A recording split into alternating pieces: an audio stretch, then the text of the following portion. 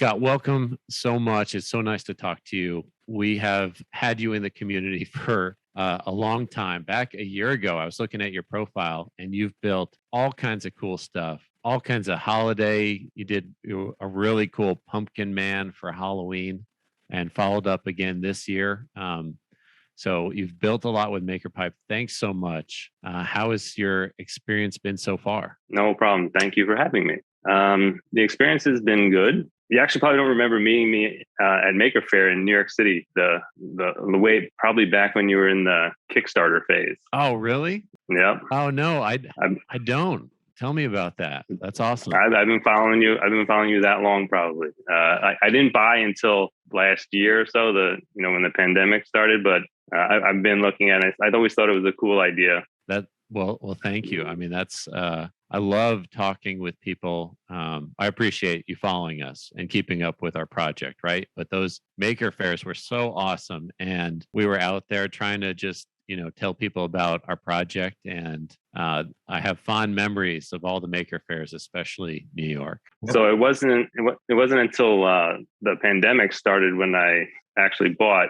I think I kept hemming and hawing over which, do I want to buy? Which set do I buy? How many do I need? The individual pieces seemed expensive. And I finally bought because I needed to build a desk for my daughter in her bedroom because she was going to be home for school remote. And there's a finite amount of space between the wall and the bed. And I said, you're never going to find a desk that is going to fit in that exact spot. And even if you could find it, it's probably not available anymore. So I said, I could probably make it out of MakerPipe. So that's what I did. And I thought it was going to be a temporary thing. She's still using it 2 years later. Yeah, that's the one. Right. You posted this in the community.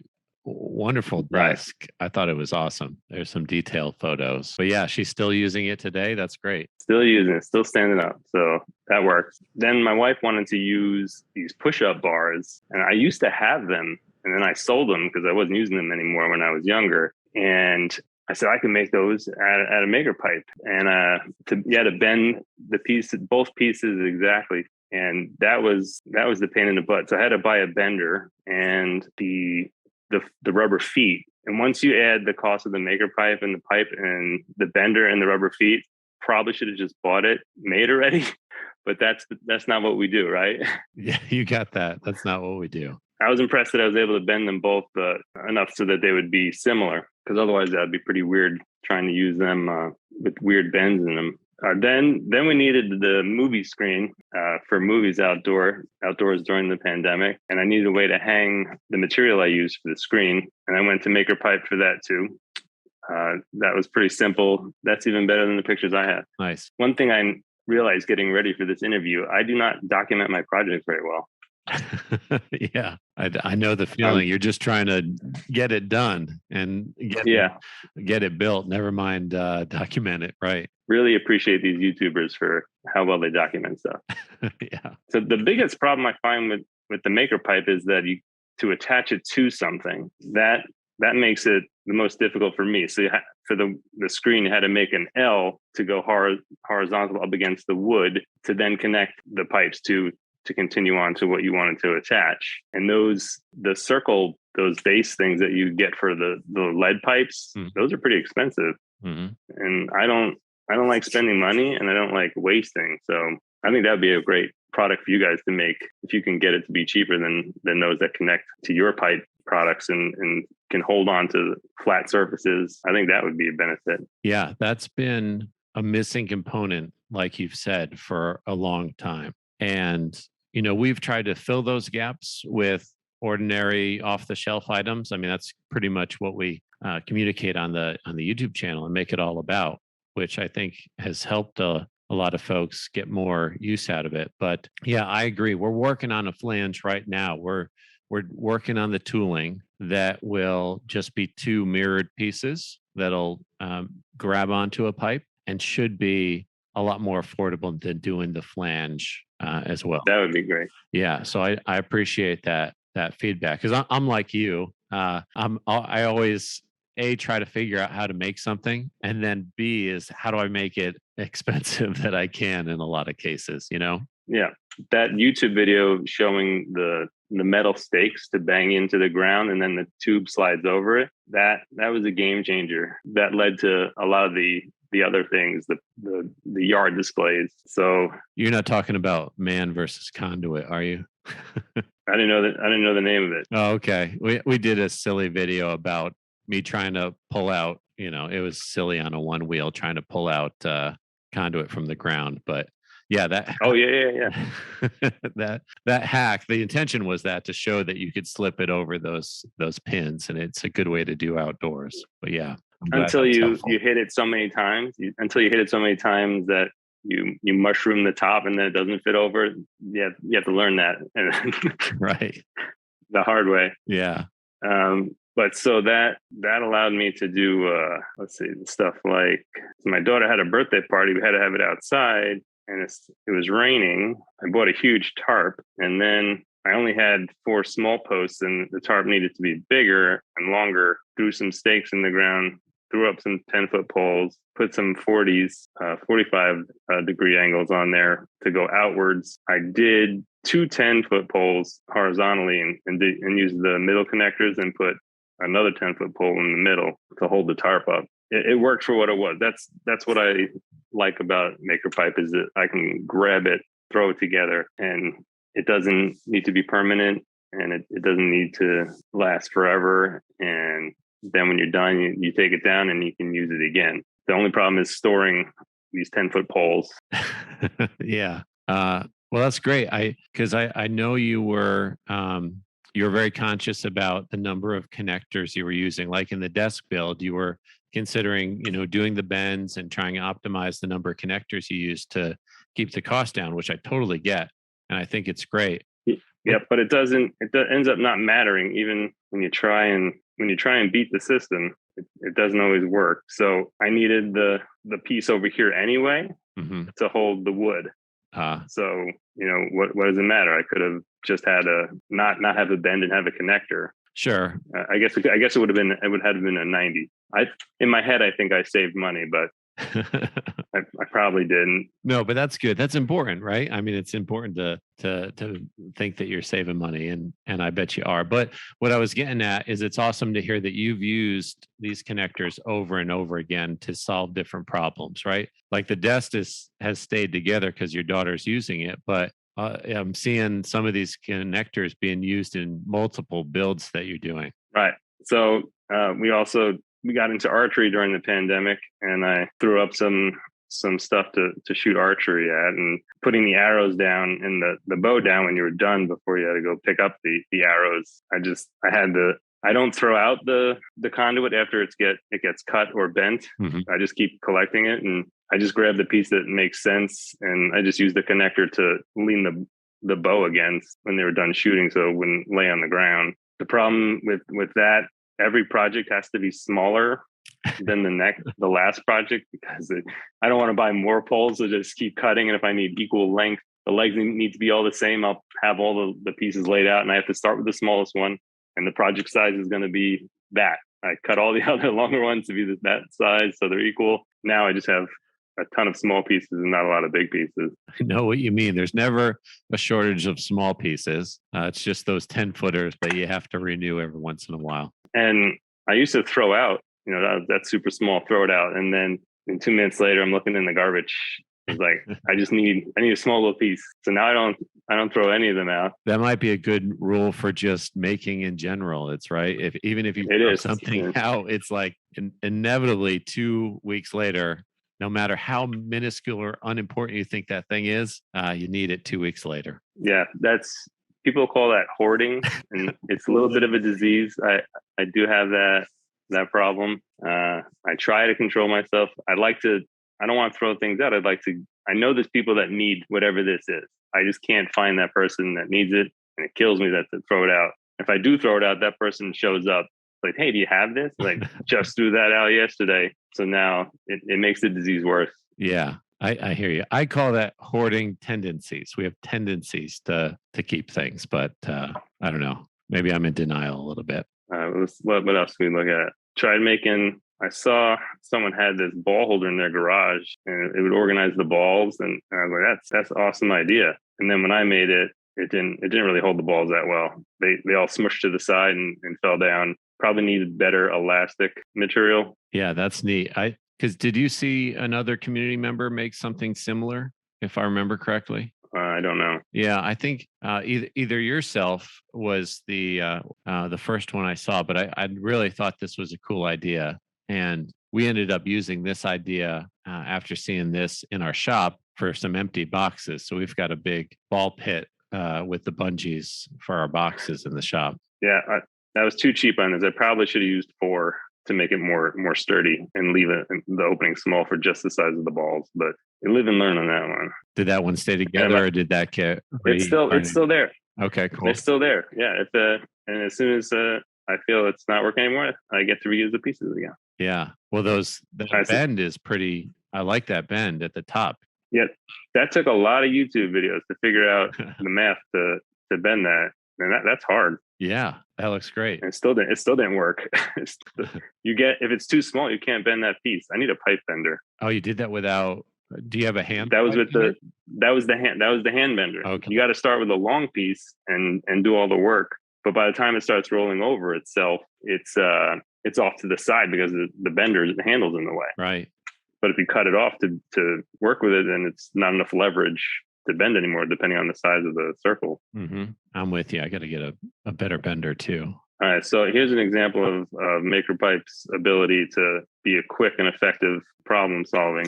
So my daughter started sleeping in another room in a tent during the pandemic, and my wife is like, she can't stay here forever. So to coax her out of that room, I said, what if we put a tent on the bed? And all those online are very childish tent princess things or whatever. So I was like, I just need something to throw a blanket over the top, make it like a fort, something temporary.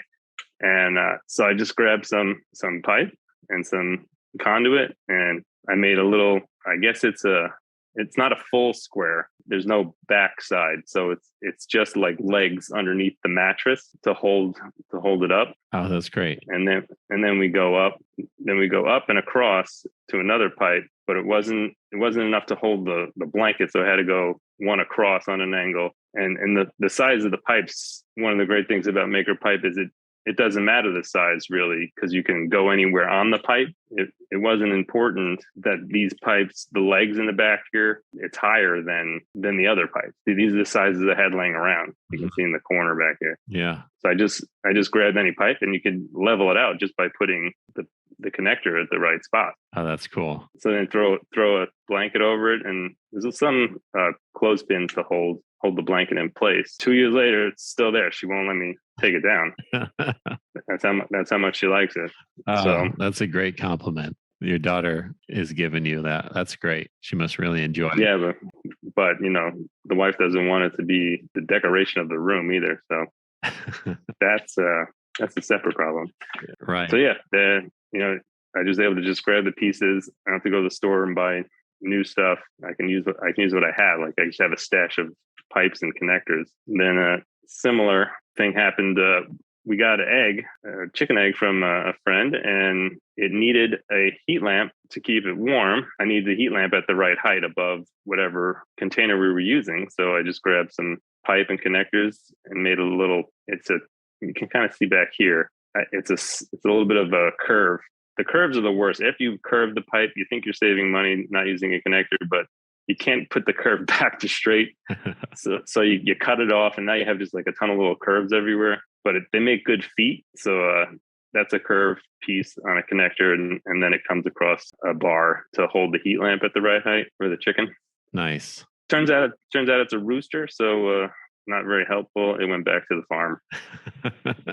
So that pipe and connectors get to be used again. Yeah, I'm with you. If I bend a pipe and then I have to store it, it's getting cut. Like I cut that bend out and then discard it, because storing bent pipes is tough. Yeah. So I'm still not that great at bending pipe. Let's see. I got some. So this is a volleyball. I would put a 45 on here. I had to use all my 45s for the insect. So, but a 45 would be on here. A stake would go in the ground, and a 10-foot pole would go on the stake. And then you get this. Oh my gosh. Nice. That's awesome. So that thing costs a lot of money online to hold a volleyball. Oh, that's But an actual thing? Wow. yeah, it's a training tool. Hmm. And then it gets frustrating once once you can't get it to bend anymore and you just start hand bending it and you can't get, that's a pain in the butt. But the projects I make don't need to be like fancy finished. They just need to work the way I want them to work. This is the only one that had to be super fancy because the wife is using it, so I had to cover that with the heat shrink. And a free safety tip: definitely don't forget these guys. She hit her foot on the cut piece, and I got in trouble for that. So Oh, yeah. yeah, you definitely do those. And those are just those rubber feet that 7-inch rubber feet. You can get them at any big box store. We provide them if you need them. I got tired of using the hand cutter. I don't use it right, I guess. Sometimes it'll drift on you when you're turning the pipe and you start making a new groove. Mm-hmm. I don't know if that happens to anyone else, but I don't like when that happens. It got tiring. My hands started to hurt. So I saw on YouTube, someone took a saw, put the proper blade on it. I made this little doohickey.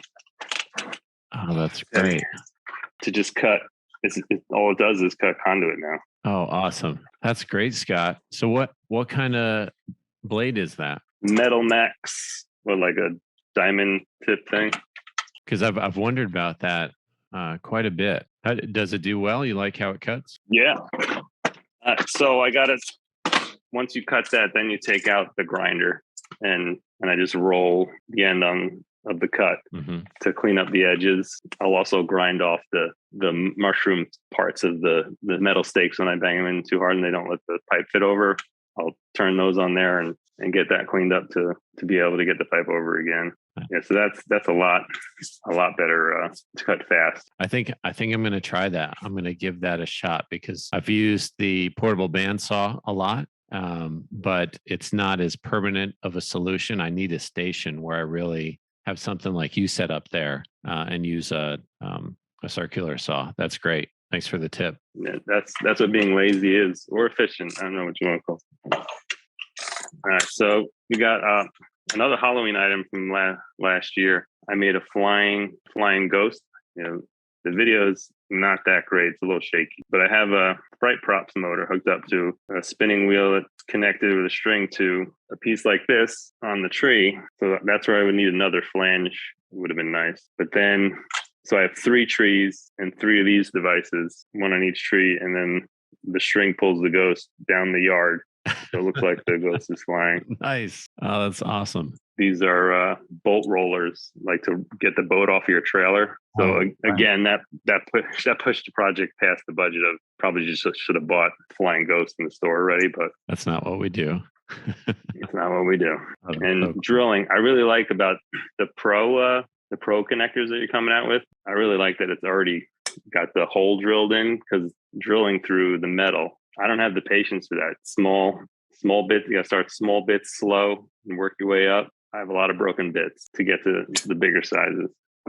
Oh, that's great. Thanks for the feedback on that. Yeah, I'm becoming more of a fan of sinking a self-tapping screw in the conduit with the connectors. Yeah. So we can go to the big pumpkin man and segue into that, because the problem I have is I just start out too big, and then hit the limitations, and then I have to scale back or figure out another solution. I was told to buy more decorations for Halloween last year just because we were home and everyone was doing it. By the time I went to the store, there wasn't that much left. But I got this huge pumpkin at Home Depot, this big head, and I was just sitting there with it, and I don't really know what to do with it. And I was like, well, if it's a big head, it should have a big body. I might have been influenced by those big skeletons that were in the store. I'm not sure.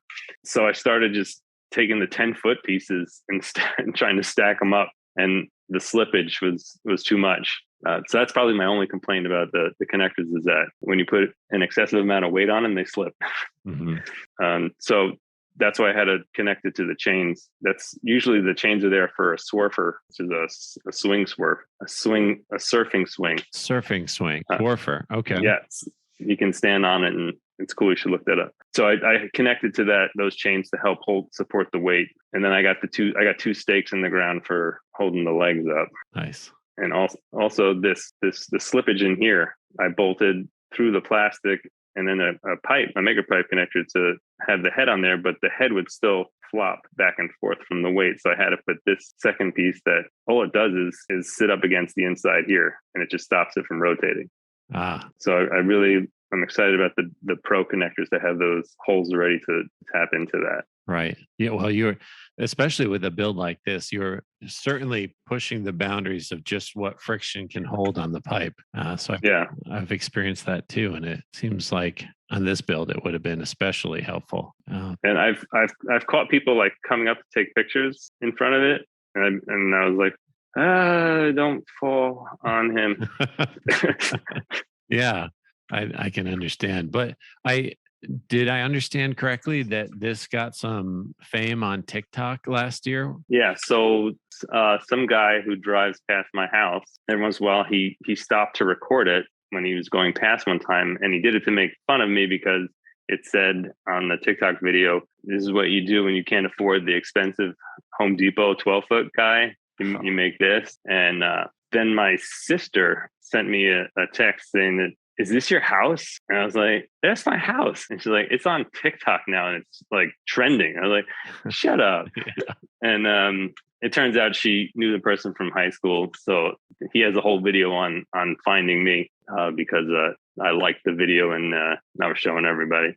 And then we tried to do, we did a second one. When I was taking it down, I called him. I said, do you want to do another video of the death of Pumpkin Man because I'm taking him down? So he came over and we did another video of that. That's wild. I had a similar experience where I saw that post on TikTok and I'm like, no way, that's Pumpkin Man. Is that Maker Pipe? Totally blew me away, but that's cool. Well, I'm glad that was fun. Yeah. Did you convince him that DIYing it was better anyway? Yeah, I think he kind of felt bad that he made fun of it. Yeah. But he actually liked it. Even though he was making fun of it, he liked it. Nice. Yeah, it's awesome. All right. So this one will lead up to another Halloween one. So for the pandemic, everyone was doing gardens, except the number of animals here makes a garden really hard. So I needed to enclose it with chicken wire to protect it. So just grabbed a bunch of pipe, a bunch of connectors, and made a square, I guess a cube. And again, it doesn't matter. It doesn't matter the size pipes you have laying around. That's the beauty. I don't have to cut them. I can keep them long for another project, and you just put the connectors in a different spot. It doesn't even matter if it's crooked. I threw together a garden. But then when the garden's over, come around Halloween time, I needed something for the trick-or-treaters. So I just grabbed the whole garden and moved it to the front of the house, that whole frame. Oh, wow. And I just decorated it. But then I saw people on YouTube were making these delivery systems for the candy, so it would be socially distant. So I threw on another couple pieces of pipe and put the 4-inch tubing there. I stood on the front steps, dropped candy down the tube, and the kids would pick it up at the bottom of the tube over here. All right. That's great. All from the garden enclosure. So reduce, reuse, recycle. Yeah, I knew we should mention that we're talking just days before Halloween for this interview. And I didn't know how in depth you got your Halloween display. I had an idea with the Pumpkin Man, but you really have a lot more Halloween builds. These are super cool. I like it because you don't have to do like a finished woodworking thing where you sand it a lot and do lots of coats and make it really perfect. People drive by really quick. The quality doesn't need to be there, and it makes it easier to just throw stuff together. And having kids helps, because if I just did this stuff without kids, people would be like, he's weird.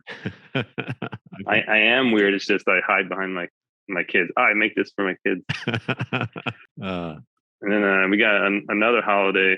I did a dreidel for Hanukkah. So another stake in the ground and a pole, 10-foot pole on top, and then a bunch of other 10-foot poles, just cut them in half to get 5s. And then I had a bunch of pool noodles from another Halloween project. And this is like the 3rd or 4th project in a year that I'm reusing pool noodles. Those things are great. And I love that they fit the pipe right around the conduit. Mm-hmm. So it adds color without me having to use the heat shrink tubing on all the time. And that was lit up. I would love to have it spin. I made one year that would spin made it out of bamboo. My neighbor was cutting down bamboo, and I took it from him and used it to make that. That was before your connectors. So I was going to ask if how many people came up to it and tried to give it a good spin. You know what? Nobody. That's surprising. I'm No? surprised it Oh, didn't happen. yeah. Yeah. Oh, that's neat. I like it. That's the first dreidel that I've seen made out of maker pipe. We've had some menorahs and different things, but that's cool. All right, so then we're into this year, and it was again just how many, what size pieces do I have left? And it actually was only going to have 4 legs because I didn't have enough pieces. And I said, oh, maybe it'll just be an insect because insects have less legs. But then I was able to grab 2 pipes and bend them to make back legs, and then you get to use the curves that you never get to use again as like little mandrels. I loved it. Yeah. I brought this up Maker Pipe Monday this past week because I just think it's Yeah, so that's awesome that you use the same connectors and part of the same pipes from the Pumpkin Man the year before. yeah, that's what I like about it. Yeah, that's great. And I like this guy's, I don't know who it was, but the idea to tape the nuts on the side so you could hold them there Right. while you're tightening them. I like that. I do that. Yeah, that was a great hack. This is what it looks like finished. I also tend to just take pictures and post before it's finished because after it's finished, you can't see the maker pipes anymore. Yeah. Oh, that looks great. I love the web. That's killer. So he's lit up at night also, and that's a heat shrink wrap just tied around. Oh, okay. To make the spider web.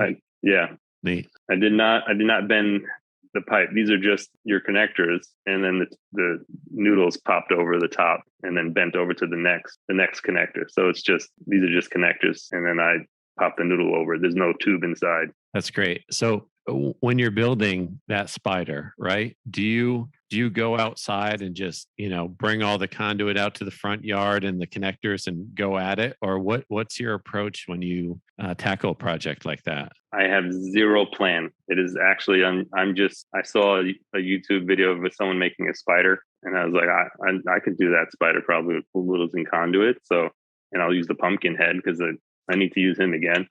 And I started laying. I did a little quick sketch.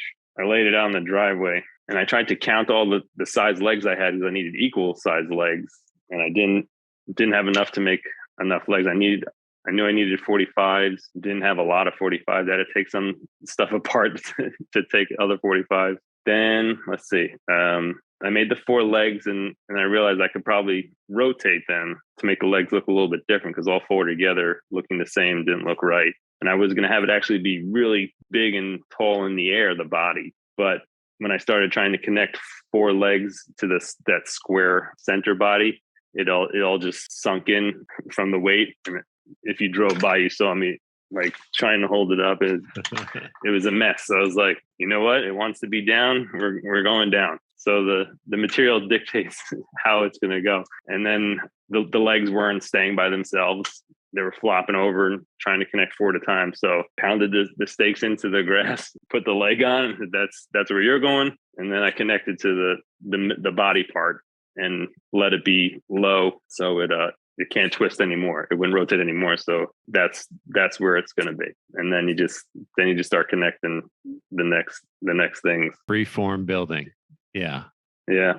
I like those projects where you can just kind of figure it out as you go. Yeah. I didn't want to cut any new big 10-foot pieces to make it work. So I was using all my scrap, and it was a little challenging to get the head in the middle to do the 245s because I didn't plan on making it a 45-degree angle where it would work. But since it can twist on the pipe or the connector wherever you want, somehow it worked. It's not straight, but that's also what I love about Halloween props is that it doesn't matter how perfect it is. Yeah, that came out great. That's it for Halloween. We can come back into the garage. I wanted to use space on the ceiling in the garage for long sheets of material. And I was worried about Maker Pipe being able to hold the weight. And then finally somebody posted using these pieces. Mm-hmm. Let's see. That was an aha moment for me too, because I had gotten a few questions about how to do this.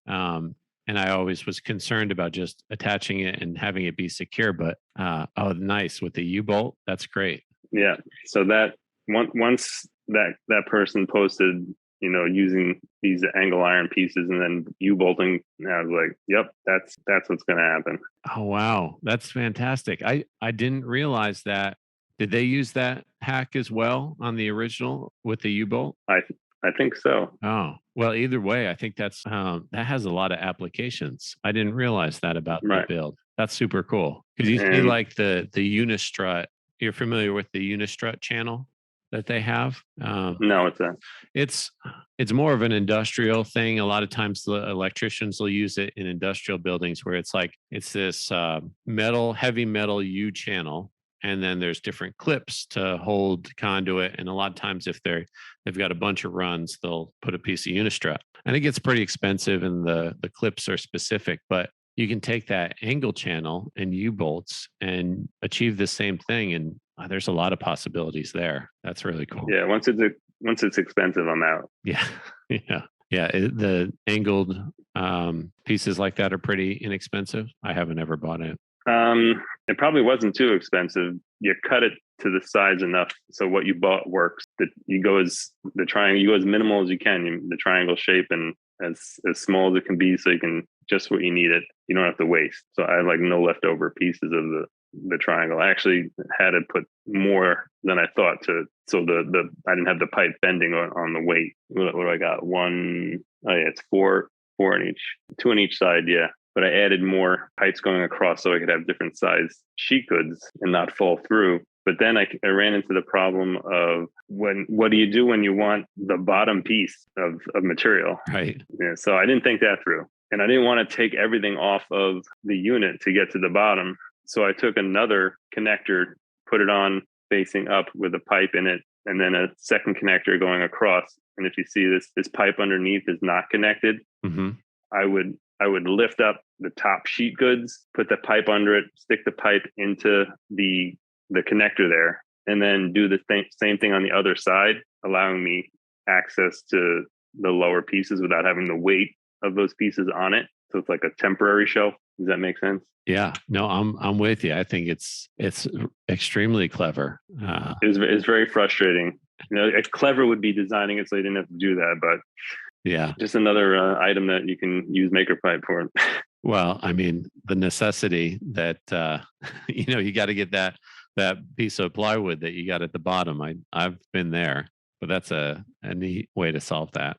At least get it. Very cool. Yeah, but when you're only one person using the pipe as the third, fourth, and fifth hand. Yeah, I'm just blown away by all these. I'm absolutely blown away by all these small problems that you've solved using Conduit and Maker Pipe. It is really cool to see. It's all problems I created.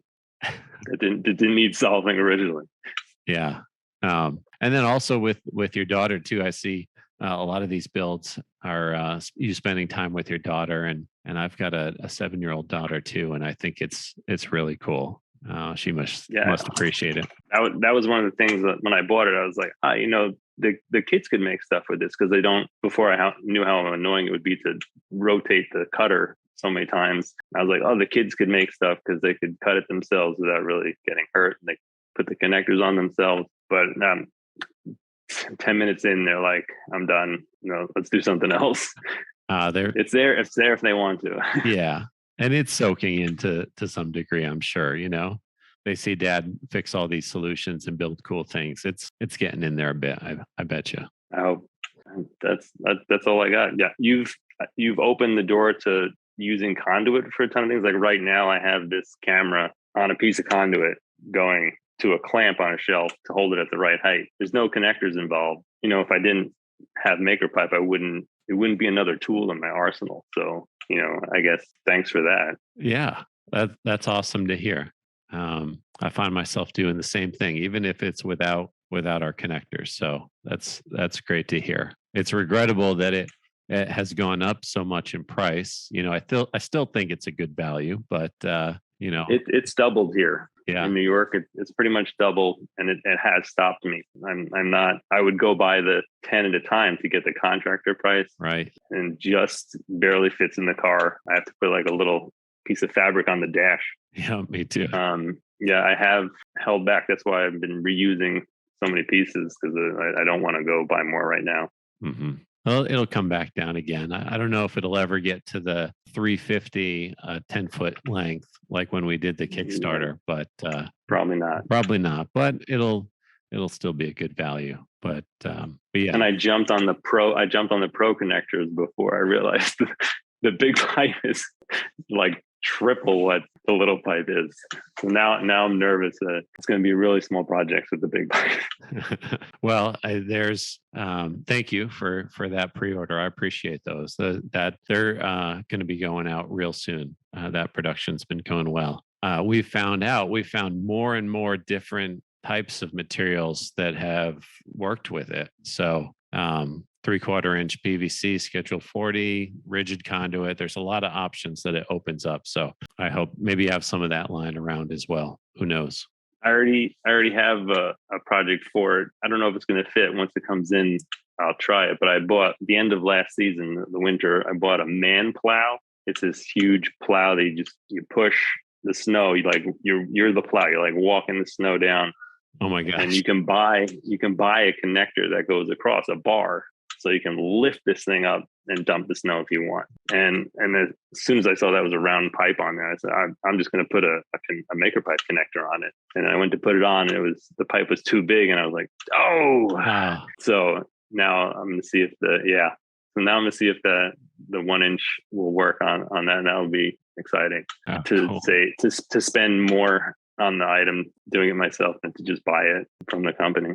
Yeah. Oh, neat. The man plow. Yeah, so that you can buy that bar to go across. I'm not going to buy them and make it myself and spend more money doing it. Oh, cool.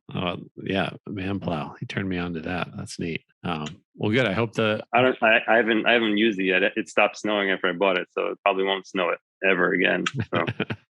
Well, you'll have to, please let me know how the 1-inch Pro connectors work out for you. And we'll hope that prices come down on Conduit a little bit so we can keep making stuff. But Scott, it's been great. Thank you so much for showing us all the creative solutions.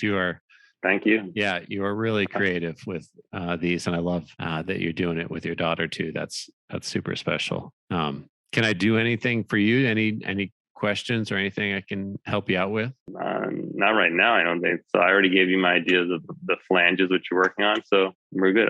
We're good. Okay, all right, and I'll sure, and I'll send you some of the early flange tests for you to check out. Maybe that'd be a neat if you're open to it and want to give some feedback on the design. I'd appreciate it. Yeah, that would be great. Okay. All right. Well, keep us posted. Keep the builds coming. Thank you so much for your support since the Maker Faire days. It means a lot to my wife and I and the whole team. So really appreciate that. Thank you. All right. Have a great Halloween, Scott. You too. All right. Bye.